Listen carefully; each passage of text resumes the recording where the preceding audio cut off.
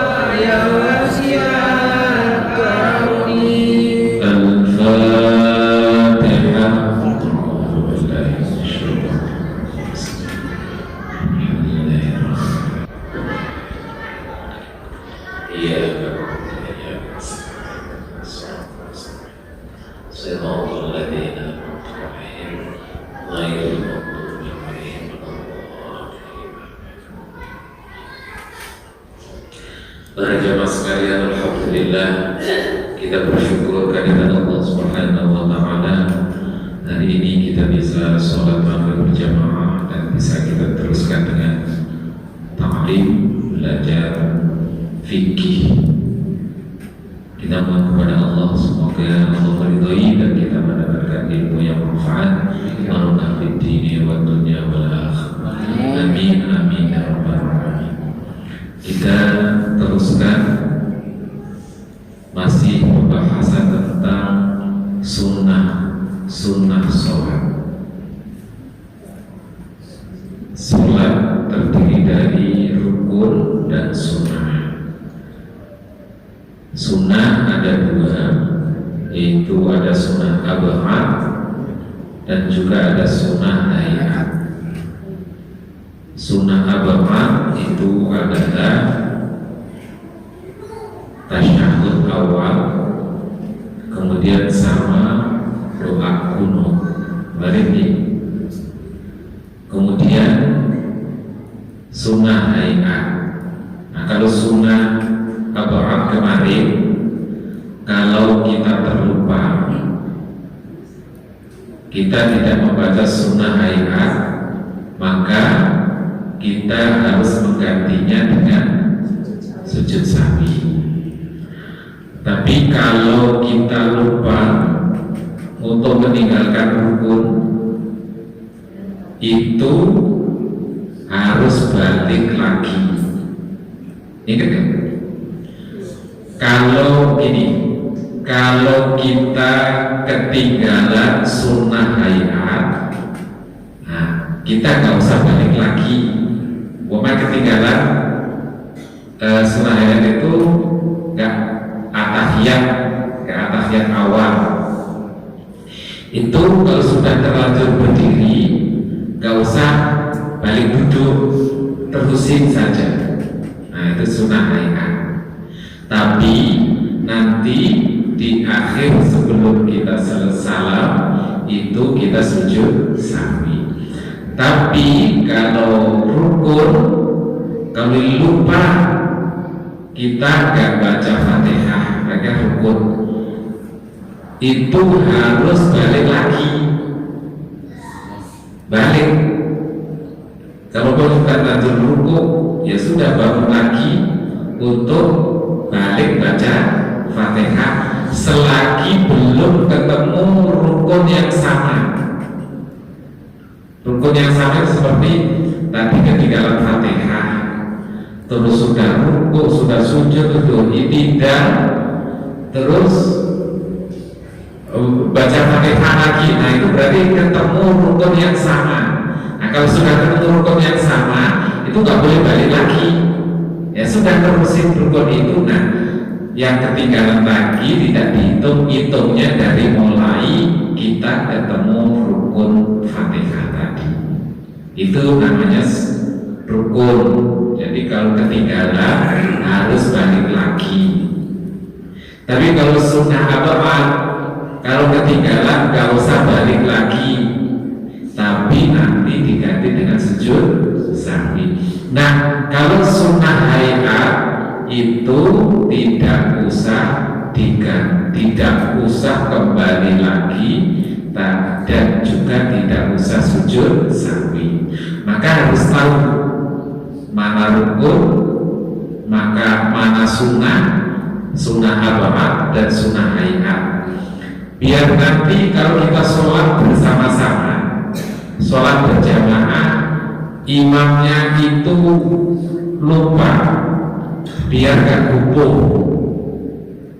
acara, biar gak kumpul, biar gak heran, biar gak kepikiran sah gak ya sholatnya, tapi kok begitu. Nah kalau tahu itu rukun, itu sunnah, itu sunnah habahat atau sunnah hayat, itu gak masalah. Oh iya, gak baca takbir, oh ya gak apa-apa. Itu Pak Ustadz kalau sholat kok gak pernah angkat tangan, ini sholatnya aneh. Nah, enggak, boleh jadi dia lupa, dan boleh jadi karena itu adalah sunnah. Jadi kalau sunnah gak apa-apa, lupa tidak angkat tangan kok. Kadang angkat tangan, kadang enggak gitu. Tapi kalau memang tahu itu sunnah hayat ya gak apa-apa. Kan jadi gak bingung. Jadi kita gak bingung. Oh tahu.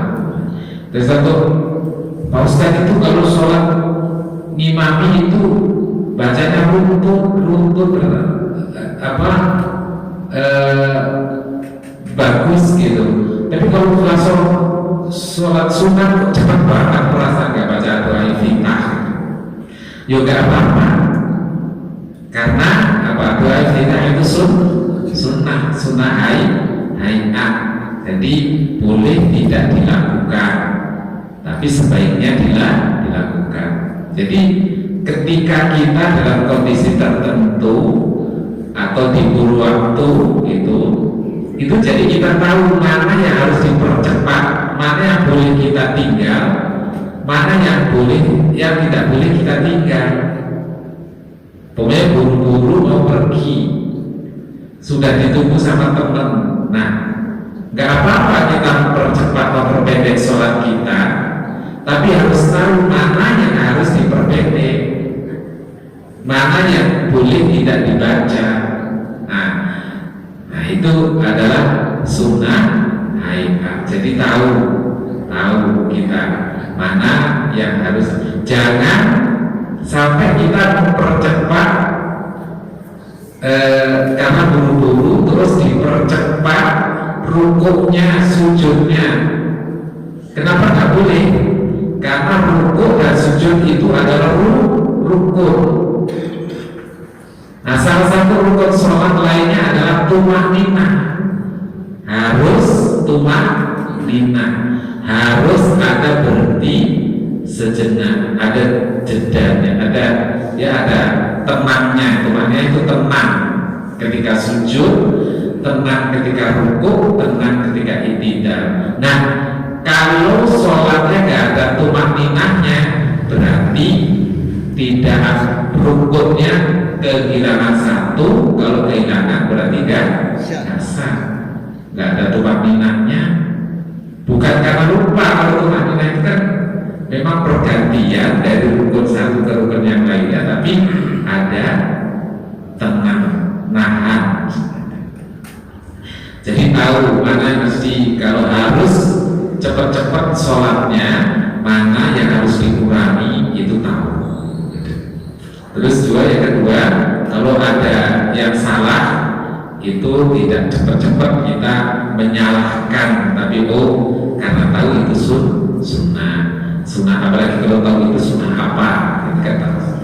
Nah, kalau sunnah hayat ini tidak harus kembali dan juga tidak harus sujud sahwi. Nah, kemarin di antaranya itu sedikit, yaitu mengangkat tangan ketika takbiratul ihram. Mengangkat tangannya ya, mengangkat tangan ketika takbiratul ihram, ketika rukuk, ketika i'tidal, itu sunnah. Kalau sunnah berarti tidak usah ngangkat, nggak apa-apa, tapi lebih baik untuk dilaksanakan. Kemudian yang kedua, bahwa yamini ala shimal, sedekap, menaruh tangan kanan di atas tangan kiri bersedekah, itu juga sunnah. Jadi kalau ada orang sholat kok nggak sedekah, ya sudah, biarin aja, karena dia nggak mengambil sunnah.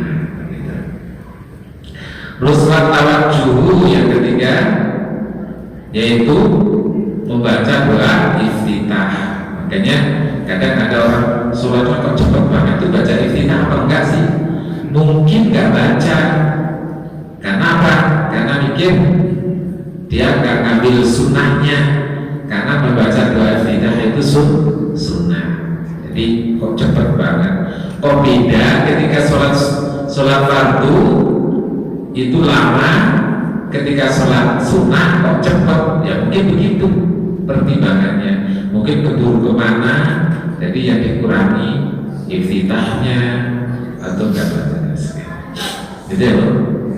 Nah, itu yang kemarin kita bahas. Nah, sekarang yang keempat ya, itu adalah wal isti'adzatu, membaca ta'awudz. Membaca ta'awudz itu sunnah. Membaca ta'awudz itu berarti apa itu? Ta'awudz itu bunyinya ta'awudz gimana?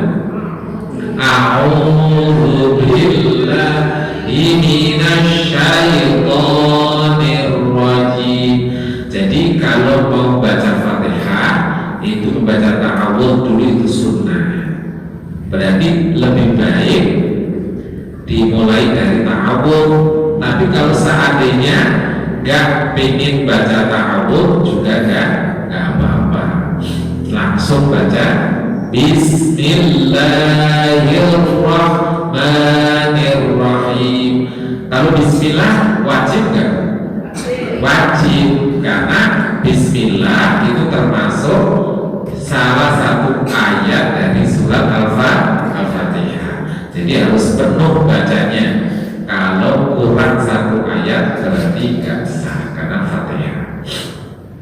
Jadi wal isti'adzatu, yaitu membaca isti'adzah, yaitu membaca ta'awudz. Itu seperti firman Allah, ada di dalam firman Allah di surat An-Nahl ayat 94, fa idza qara'tal qur'ana fasta'id billahi minasyaitonir rajim.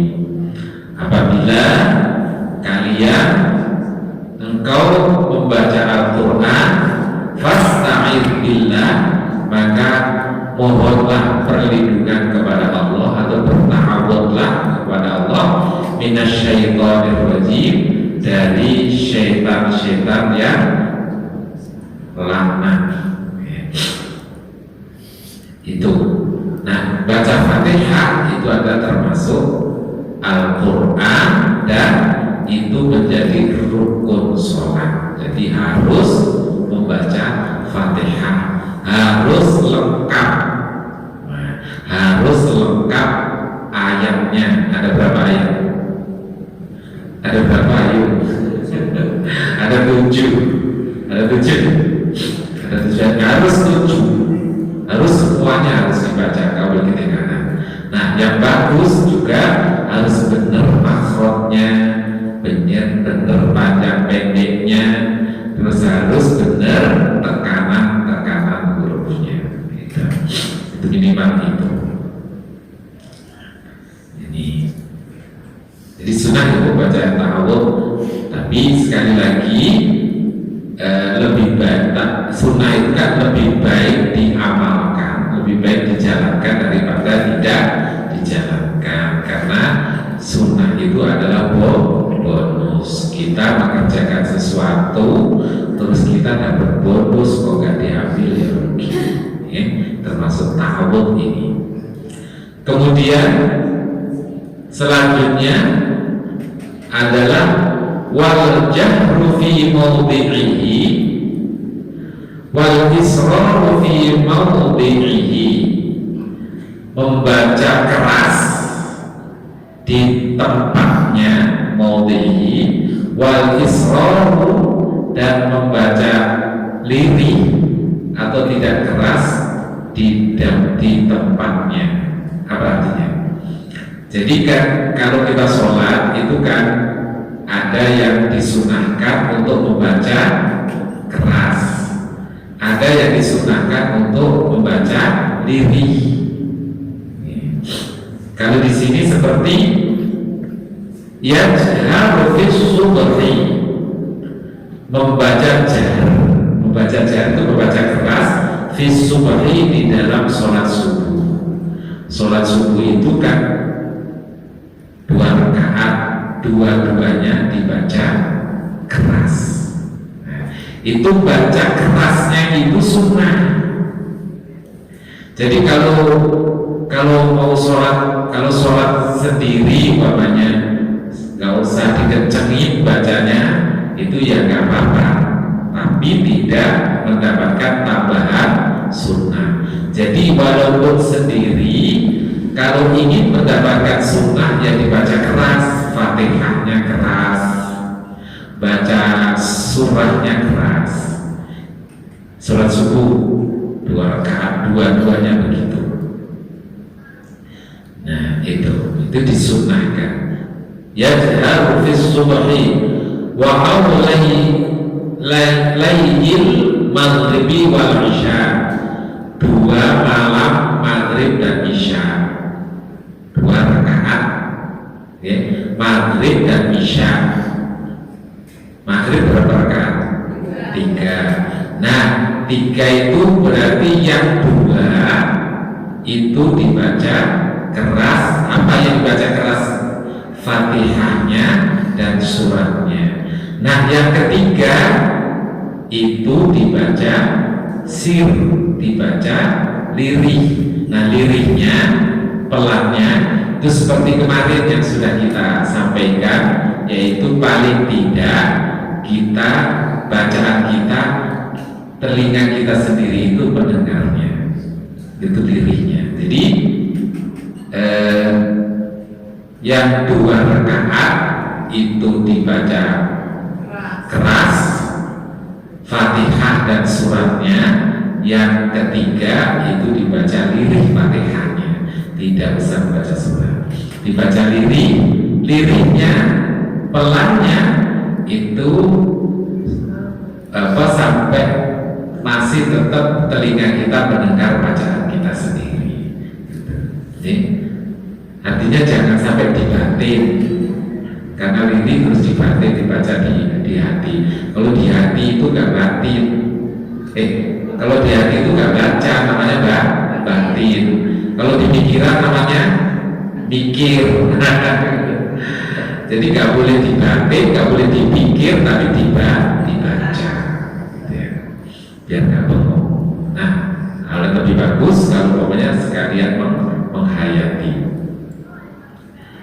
Nah ini terus wafil jum'ati wal aidaini, yang disunahkan untuk dibaca keras ketika baca Fatihah dan suratnya itu adalah sholat Jumat, walaupun di siang hari, tapi kalau itu sholat Jumat dan sholat Id itu dibaca keras sunnahnya.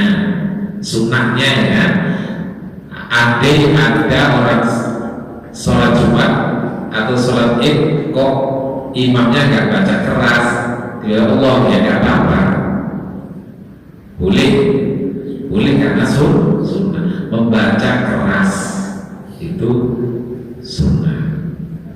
Jadi yajharu fis subhi, disunahkan untuk membaca keras itu di sholat subuh, terus di sholat maghrib 2 rakaat di sholat maghrib dan isya, 2 rakaat itu, 2 rakaat maghrib dan isya. Berarti rakaat pertama dan rakaat kedua, rakaat ketiga dan rakaat keempat di sholat isya atau sholat maghrib itu berarti bacanya lirih sunnah.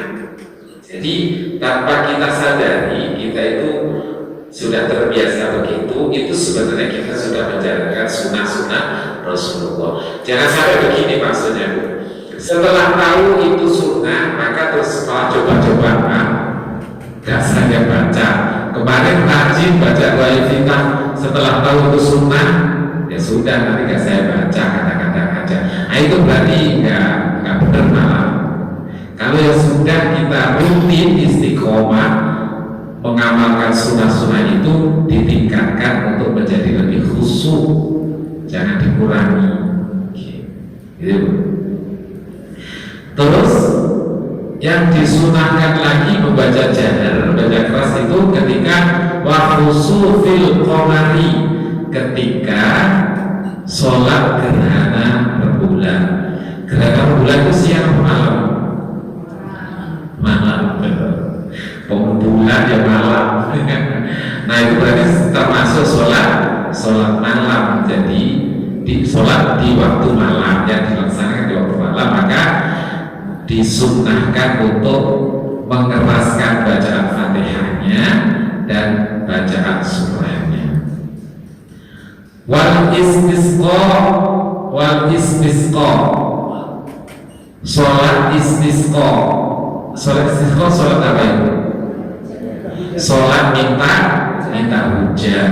Sholat minta hujan biasanya dilaksanakan siang atau malam? Siang. Ya, siang. Sholat istisqa itu disunahkan untuk membaca Fatihahnya keras dan baca suratnya juga keras. Terus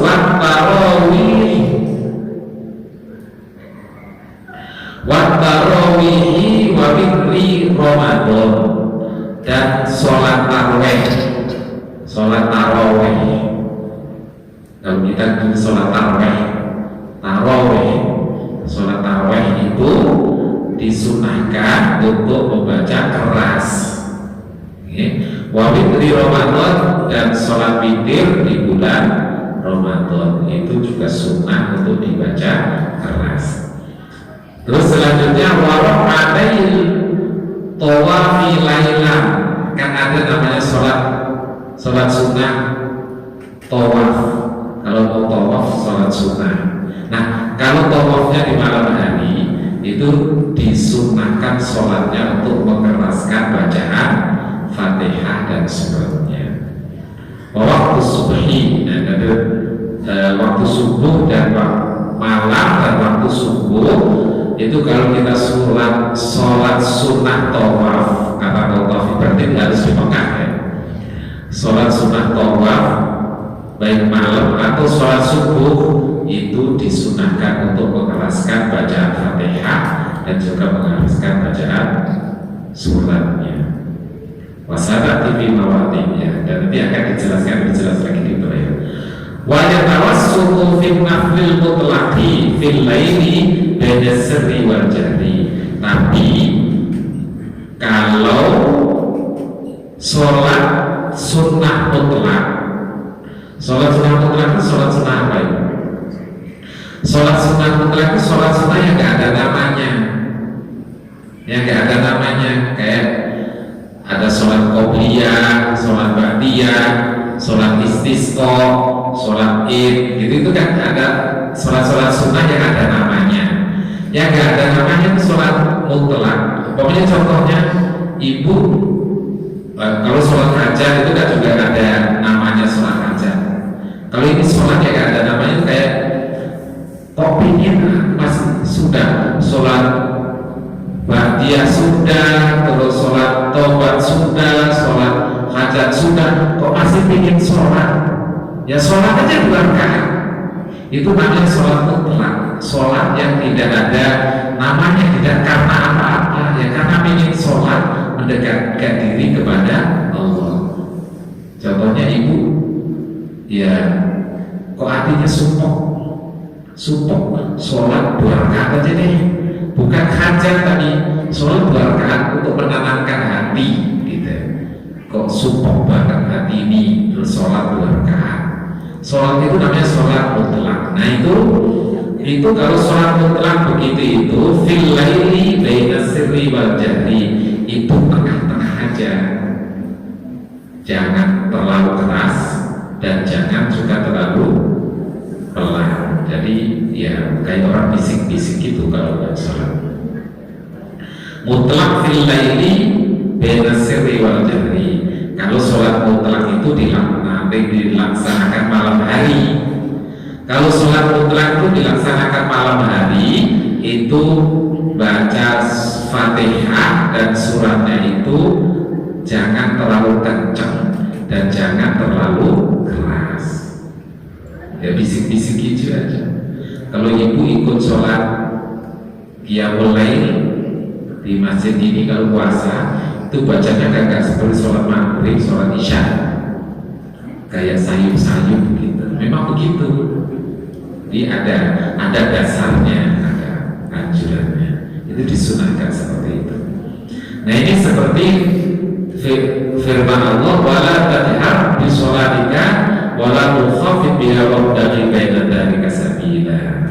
Jadi kalau yang dimaksud di sini adalah sholat malam, sholatul lail, sholat malam itu jangan terlalu keras, karena ya malam-malam kan.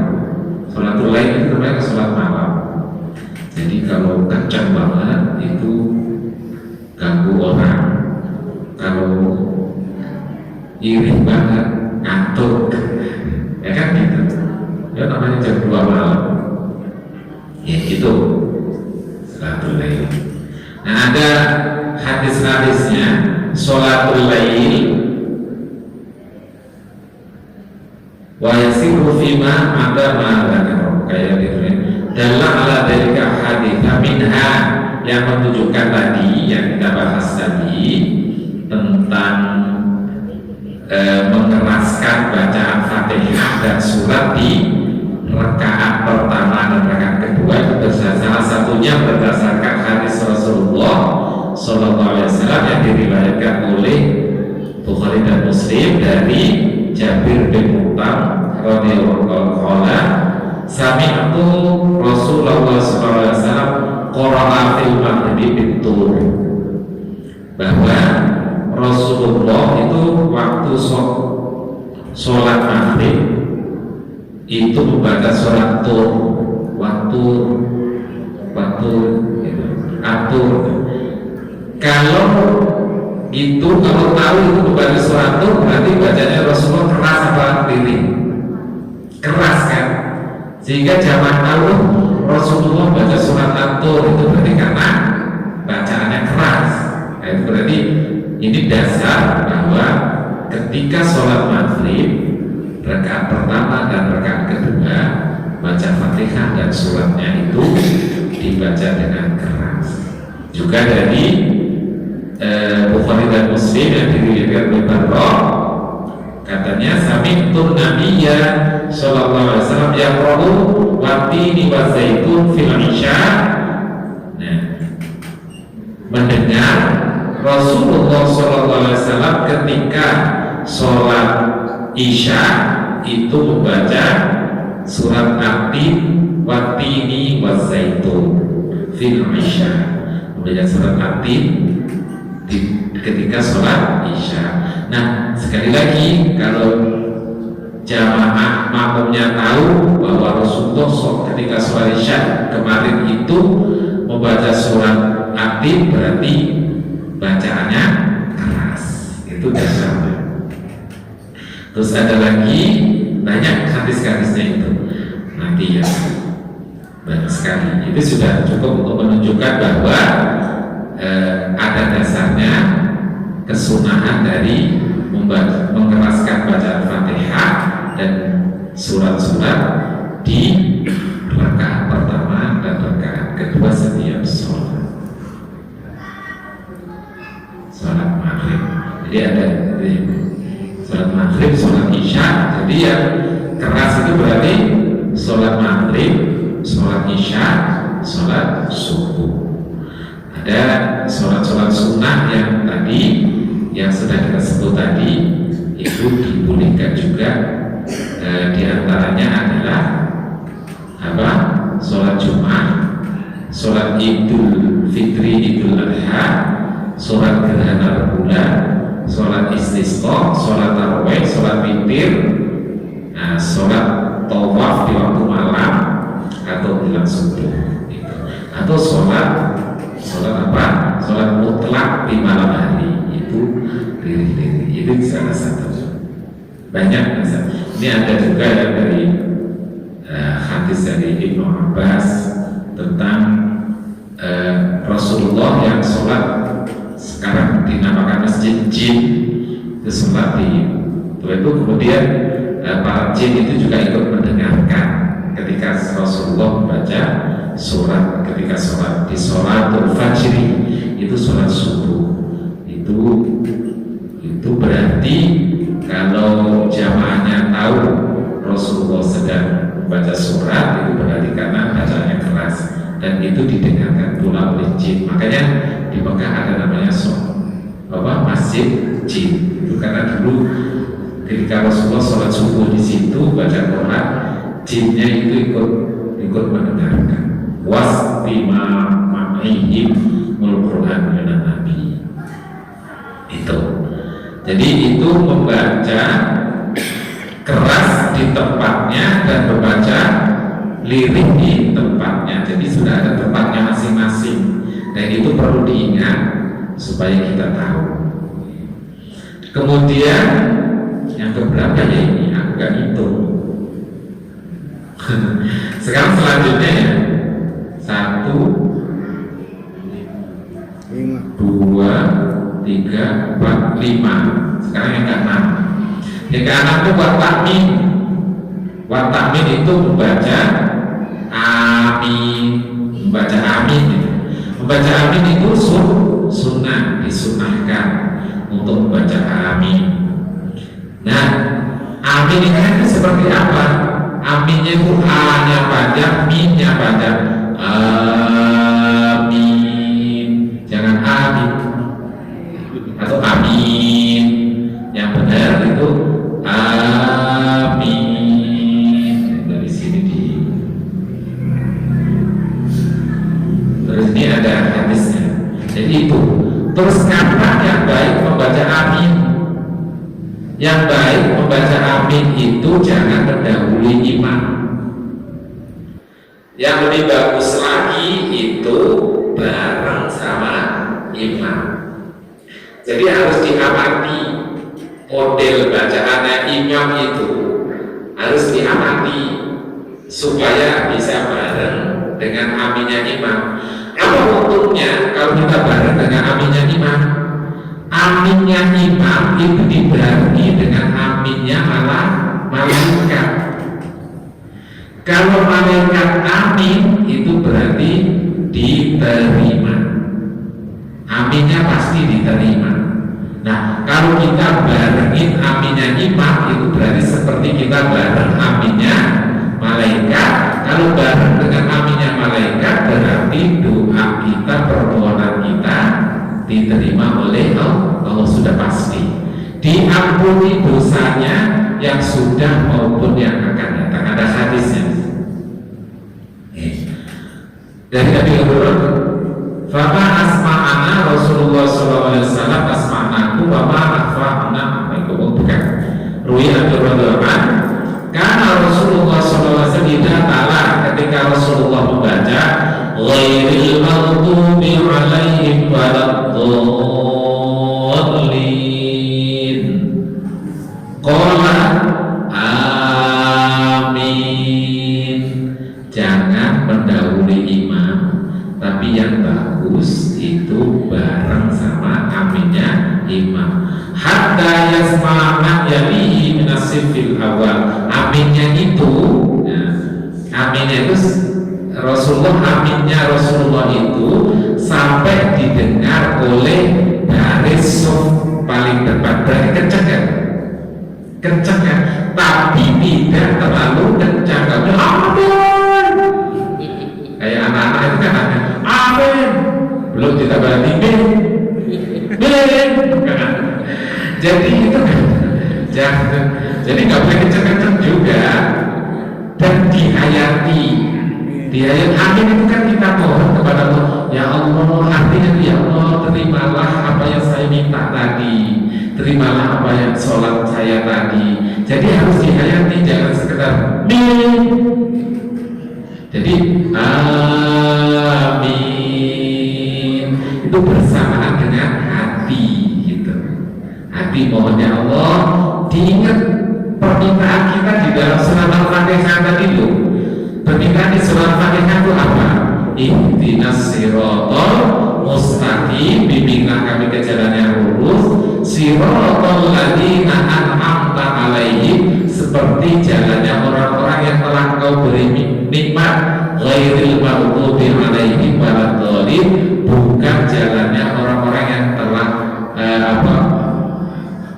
orang yang Kau dan orang yang tersesat yang Kau makhluk sesat, waladdallin, dan orang yang sesat. Jalannya orang yang Kau murkai dan bukan jalannya orang yang sesat. Itu kita minta kepada Allah, permintaan kita itu. Nah, terus amin, moga-moga doa saya, permintaan saya dikabulkan oleh Allah Subhanahu wa Ta'ala. Jadi artinya amin, jadi dihayati, jangan hanya sekedar nah, terus berusaha untuk bisa bareng sama imam supaya doa kita itu dikabul oleh Allah, karena bareng sama imam itu berarti bareng sama doanya malaikat, berarti diterima. Nah, kalau bareng sama malaikat, ghufira lahu ma taqaddama min dhanbihi. Kalau kita bareng amin kita sama imam, di samping diterima, diterima doa-doa dan permintaan kita, diampuni dosa yang telah kita lakukan, ma taqaddama min dhanbihi. Itu amin. Itu sunnah. Sudah ya? Baik, saya kira sampai situ dulu, diingat-ingat dulu Pak, bahwa sunnah ayatnya kita sampai amin. Sebenarnya ada hadisnya agak panjang, tapi nanti lewat sholat isya. Kurang lebih, mohon maaf. Wassalamualaikum warahmatullahi wabarakatuh.